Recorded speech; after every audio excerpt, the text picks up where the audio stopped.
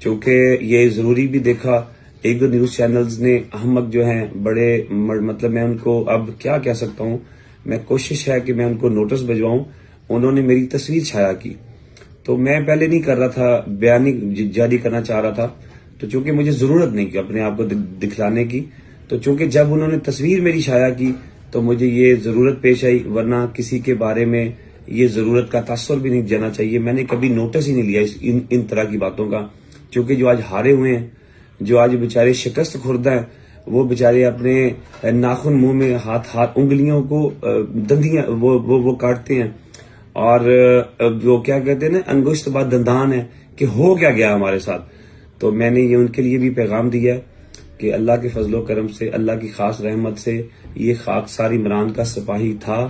ہے اور رہے گا. نہ ٹکٹ کے لیے عمران خان کے ساتھ کھڑے ہیں اور نہ کسی ذاتی غرض کے لیے کسی